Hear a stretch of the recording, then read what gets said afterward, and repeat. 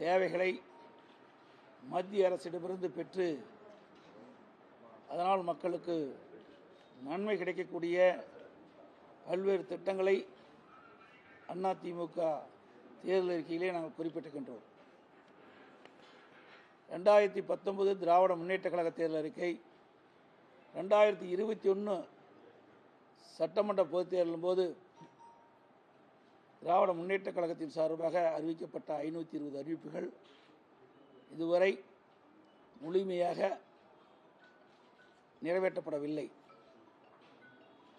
அவள் அறிவிக்கப்பட்ட தேர்தல் அறிக்கையில் சுமார் 10% குறைவான அறிவிப்புகள் தான் நிறைவேற்றப்பட்டிருக்கின்றது. ஆனால் முதலமைச்சர் திராவிட முன்னேற்ற கழகத்தினுடைய தலைவர் திரு ஸ்டாலின் அவர்கள் திராவிட முன்னேற்ற கழகத்தின் சார்பாக 2021 சட்டமன்ற பொதுத் தேர்தலின் போது அறிவிக்கப்பட்ட தேர்தல் அறிவிப்புகள் 98% நிறைவேற்றப்பட்டதாக ஒரு பச்சை பொய்யை இன்றைய தினம் தேர்தல் பிரச்சார கூட்டத்தின் வாயிலாக தெரிவித்துக் கொண்டிருக்கின்றார்கள். இன்றைய தினம் தமிழகத்திலே நதிநீர் பிரச்சனை, போதைப்பொருள் நடமாட்டம், விலைவாசி உயர்வு, வேலையில்லா திண்டாட்டம், மின்கட்டண உயர்வு, சொத்து வரி உயர்வு என்று பல பிரச்சனைகள் தமிழகத்திலே நிலவிக் கொண்டிருக்கின்றன. இதையெல்லாம் கட்டுப்படுத்த தவறிய அரசு விடியா திமுக அரசு. அதோடு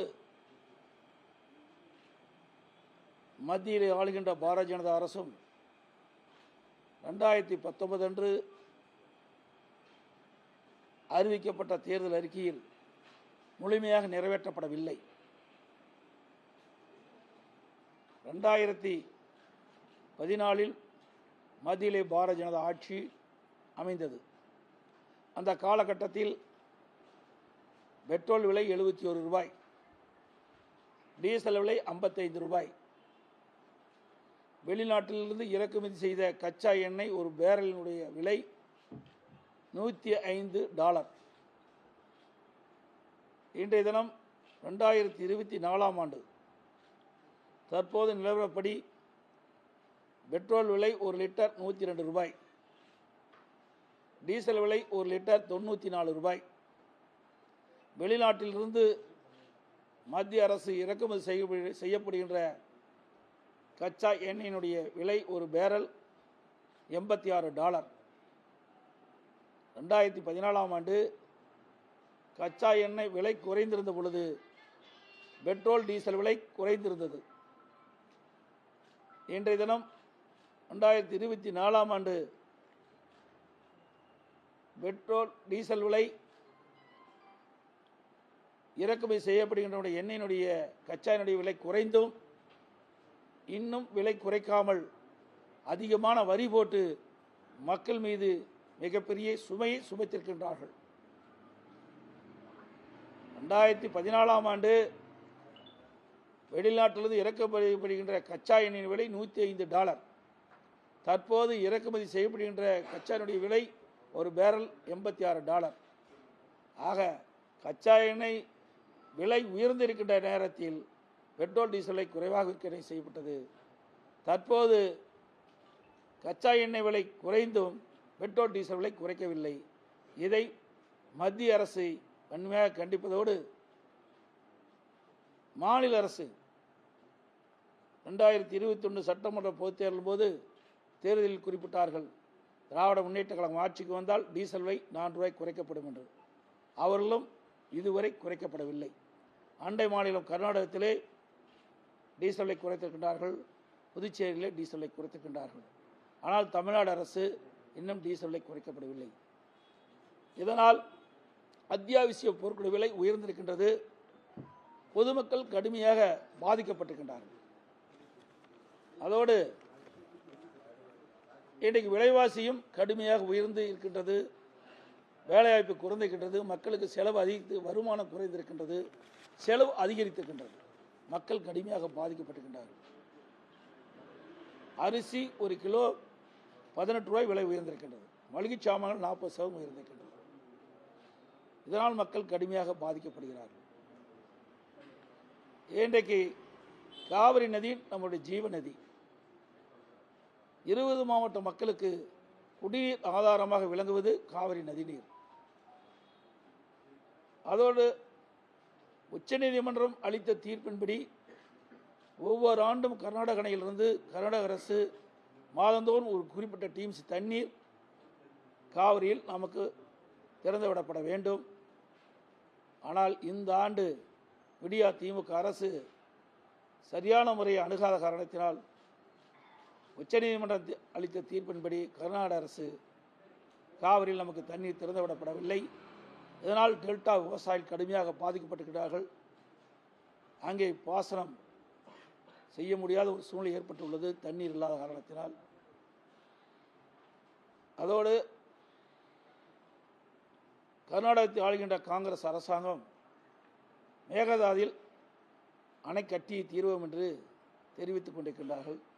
இதற்கு முன்பு ஆட்சி செய்த கர்நாடகத்தில் ஆட்சி செய்த பாரதிய ஜனதா அரசும் மேகதாது அணை கட்டி தீர்வோம் என்று சொல்லிக் கொண்டிருக்கின்றார்கள்.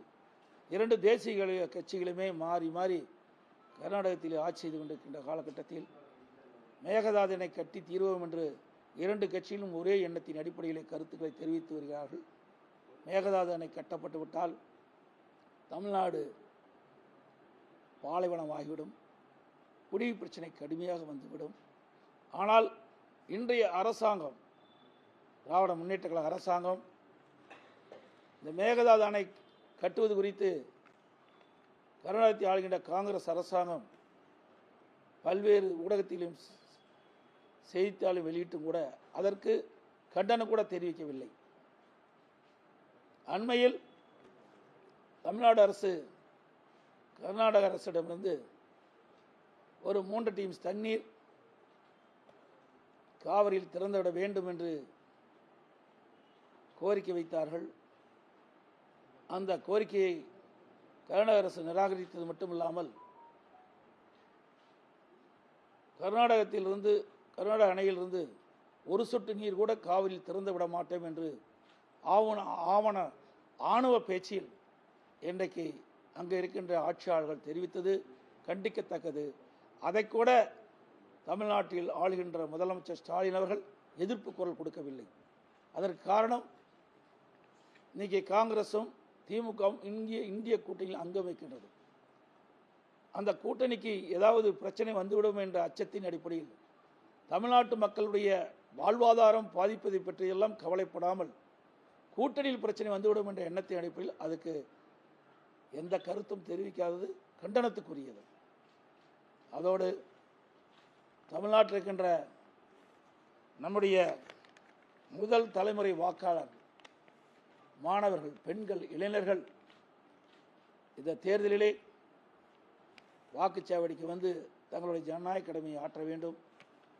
அதோடு மத்திய மாநில அரசுகளை பற்றி இன்றைய இளைஞர்கள் வாட்ஸ்அப் மற்றும் வலைதளங்கள், ட்விட்டர், ஃபேஸ்புக் போன்ற வலைதளங்களில் இன்றைக்கு இந்த ஆட்சியாளருடைய குறைபாடுகளை தெரிவித்து வருகின்றார்கள். ஆகவே இளைஞர்கள், மாணவர்கள், பெண்கள், முதல் தலைமுறை வாக்காளர்கள் அனைவரும் அனைத்து இந்திய அண்ணா திராவிட முன்னேற்ற கழகத்துக்கு வாக்களிக்க வேண்டும் என்று நேரத்தில் கேட்டு, அதோடு சில பத்திரிகைகளும் சில ஊடகங்களும் வேண்டுமென்றே திட்டமிட்டு மத்தியில் ஆளுகின்ற பாரதிய ஜனதா அரசுடைய அழுத்தத்திற்கும் மாநிலத்தில் ஆளுகின்ற திராவிட முன்னேற்ற கழக அரசாங்கத்தின் அழுத்தத்திற்கும் இன்றைக்கு அடிபணிந்து அனைத்து இந்திய அண்ணா திராவிட முன்னேற்ற கழகத்திற்கு பின்னடைவு ஏற்படுவதைப் போல ஒரு கருத்து கணிப்பு இல்லை, அது ஒரு பொய்யான கருத்து திணிப்பை இன்றைக்கி வெளியிட்டிருக்கின்றார்கள். அதை நாம் பொருட்படுத்த வேண்டியதில்லை. நம்ம கழக நிர்வாகிகளும் தொண்டர்களும் தேர்தல் நேரத்திலே எறும்பை போல தேனீக்களை போல சுறுசுறுப்பாக பணியாற்றி நம்முடைய வாக்கள் சிதறாமல் பதிவைக்க பாடுபட வேண்டும். நம்முடைய வெற்றி நிச்சயம். தமிழகம், பாண்டிச்சேரி உட்பட 40 இடங்களில் நாம் வெற்றி பெறுவோம். விளவங்கோடு இடைத்தேர்தலிலும் அதிமுக வெற்றி பெறும். நம்முடைய கூட்டணியும் வெற்றி பெறும்.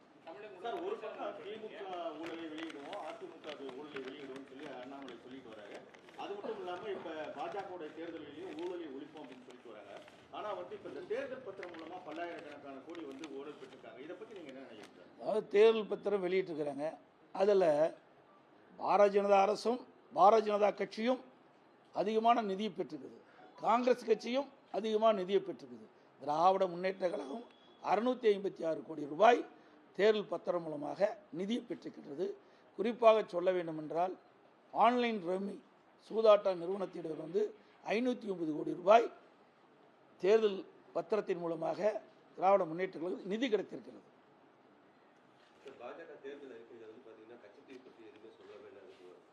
அதுதான் அவர்கள் வந்து அடிக்கடி மாறி மாறி மத்திய அமைச்சர்களுக்கு வந்து செல்கிறார்கள். ஆனால் மாநிலத்தில் இருக்கின்ற பிரச்சனையை உணர்ந்து அதற்கு தீர்வு காண்பது என்றால் இல்லை. அது தெளிவாக தெரிகிறது. தமிழ்நாட்டு மக்கள் பாதிக்கின்ற பொழுது, தமிழக மீனவர்கள் பாதிக்கின்ற பொழுது அந்த பாதிப்பிலிருந்து மீட்டெடுக்க வேண்டும் என்பதுதான் அனைத்து இந்திய அண்ணா திராவிட முன்னேற்றக்கூடிய நிலைப்பாடு.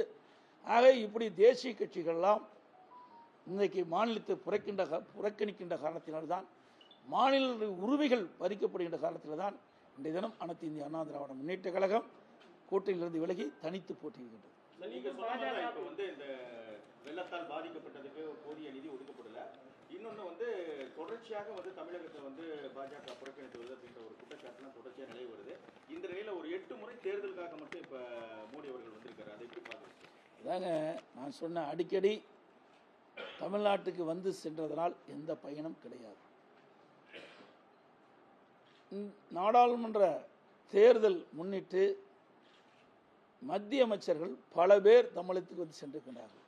இவர்களெல்லாம் ஏற்கனவே தமிழகத்துக்கு வந்து சென்ற பொழுது ஒவ்வொரு அமைச்சரும் ஒவ்வொரு மத்திய அமைச்சரும் தங்கள் துறையில் ஏதாவது ஒரு திட்டத்தை வந்து எங்கே துவக்கி வைத்து சென்றிருந்தால் உண்மையிலேயே தமிழ்நாடு வளர்ச்சி பெற்றது. அதிலெல்லாம் கவனம் செலுத்தாமல் வாக்குகளை மட்டும் குறிவைத்து இன்றைக்கு வருகின்றது, வேதனை அளிக்கின்றது. இதனால் எந்த நன்மையும் தமிழகத்துக்கு கிடைக்கப் போவதில்லை. அதோடு இன்றைக்கு இயற்கை சீற்றங்கள், பேரிடர்கள் வருகின்ற பொழுது தமிழ்நாடு பாதிக்கப்படுகின்றது. அதற்கு தேவையான நிதியை மத்திய அரசு கொடுக்க மறுக்கின்றது. இப்பொழுது மட்டுமல்ல, காங்கிரஸ் ஆட்சி இருக்கின்ற பொழுதும் இதே நிலைதான் தொடர்ந்தது. இன்றைக்கு மத்தியிலே யார் ஆண்டாலும் அவருடைய ஆட்சி இருக்கின்ற மாநிலத்திற்கு தாராளமாக நிதியை அளிக்கின்றார்கள். எதிர்க்கட்சி ஆளுகின்ற மாநிலத்திற்கு மாற்றான் தாய் பிள்ளைகளைப் போல வஞ்சிக்கின்றார்கள். இதுதான் இன்றைய நிலவரம்.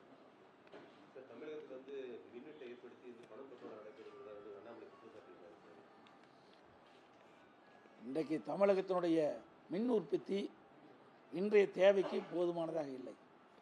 அதை மாநில அரசு மின் உற்பத்திக்கு தனி கவனம் செலுத்த வேண்டும். அதோடு மின்தடை ஏற்படாமல் அரசு பார்த்து கொள்ள வேண்டும். ஒவ்வொரு ஆண்டும் எவ்வளவு மின் தேவை என்பதை திட்டமிட்டு அதற்கு ஏற்றவாறு மின் தேவை பூர்த்தி செய்வதற்கு அரசுடைய நடவடிக்கை எடுத்திருக்க வேண்டும். ஆனால் திமுக அரசு எப்பொழுதெல்லாம் ஆட்சிக்கு வருகிறதோ அப்பொழுதெல்லாம் மின்தடை ஏற்படுவது தொடர்கதையாக இருக்கின்றது. எத்தனையோ அரசியல் பார்த்துருக்கேன் தேர்தல் நேரத்தில். ஆனால் ஒரு மாநில தலைவர், ஒரு கட்சியோட மாநில தலைவர் ஒரு இன்னொரு கட்சியை குறிப்பாக அதிமுக அழிச்சிருவோம் இருக்காதுங்கிற அளவுக்கு ஒரு விமர்சனம். இதை எப்படி நீங்கள் எதிர்கொள்றீங்க? நான் ஏற்கனவே தேர்தல் பிரச்சார கூட்டத்திலே தெளிவாக தெரிவித்து விட்டேன். அனைத்து இந்திய அண்ணா திராவிட முன்னேற்ற கழகத்தை அழிக்க எவரும் பிறந்ததில்லை. அனைத்து இந்திய அண்ணா திராவிட முன்னேற்ற கழகம் தோற்றி வைத்து பொன்விழா கண்ட கட்சி. 30 ஆண்டு காலம் தமிழகத்திலே ஆட்சி புரிந்த கட்சி.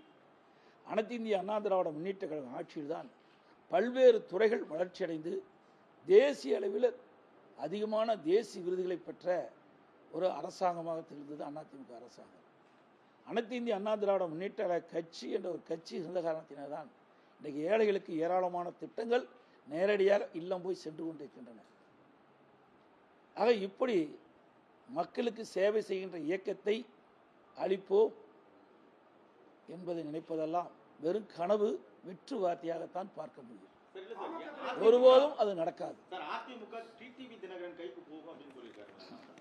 அவர் தான் தனி கட்சி ஆரம்பிச்சுட்டாரு. எப்படி போகும்? இது கூட தெரியாம பேசுறாருன்னா அப்படி எப்படிப்பட்ட அரசியல்வாதின்னு நீங்களே புரிஞ்சுக்கீங்க.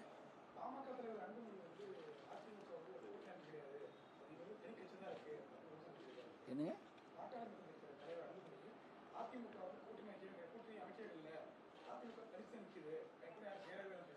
ஏன் எங்கள் கூட்டணியில் அங்க வைக்கின்ற கட்சியெல்லாம் கட்சி மாதிரி தெரியலையா?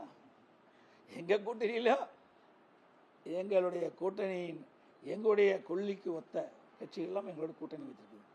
தேமுதிக கூட்டணி வைத்திருக்கின்றது. 2011ஆம் ஆண்டு இதே புரட்சித் தலைவி அம்மா அவர்கள் 2016ஆம் ஆண்டு சட்டமன்ற பொதுத் தேர்தலின் போது தேமுதிகவோட கூட்டணி வச்சிருந்தோம்.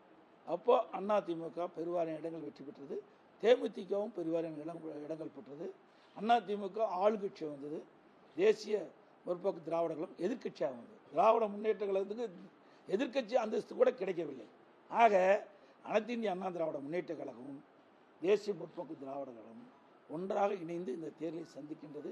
அதோட எங்கள் கூட்டணியில் புதிய தமிழகம், புரட்சி பாரதம், எஸ்டிஐபி போன்ற கட்சிகளும் இணைந்து தான் இந்த தேர்தலை சந்திக்கின்றோம். இந்த தேர்தலில் அமோக வெற்றி பெறுவோம். மக்கள் எதிர்பார்க்கின்ற வெற்றி நிச்சயமாக கிடைக்கும். ஊடக நபர்களும் பத்திரிகையும் அதை பார்க்கத்தான் போகிறீர்கள். பாரதிய ஜனதா கட்சிக்கும் நீங்க எதிராக இருக்கீங்க, காங்கிரஸ் கட்சிக்கும் எதிராக இருக்கீங்க. இன்னைக்கு இந்திய அளவில் நீங்க யாருக்கு ஆதரவு தருவீங்கன்னு சொல்லி எல்லாருமே எதிர்பார்த்துட்டு இருக்காங்க. அதாவது இதைத்தான் நான் அடிக்கடி சொல்றேன். இப்போ கர்நாடகத்தில் என்ன நிலை வருது? நம்முடைய உரிமைகளை நிலைநாட்ட முடிகிறதா? தேசிய கட்சிகள் தான் மாறி மாறி கர்நாடகத்தை ஆண்டு கொண்டிருக்கின்றது. உச்சநீதிமன்றம் அளித்த தீர்ப்பையே நடைமுறைப்படுத்த மறுக்கின்றார்கள். அப்போ தேசிய கட்சியோட கூட்டணியில் இருந்து என்ன பயன்? தமிழ்நாடு பாதிக்கின்ற பொழுது அதை சுதந்திரமாக நாடாளுமன்றத்தில் பேச வேண்டும் என்று சொன்னால் நாம் தனித்து நின்றுதான் ஆக வேண்டும்.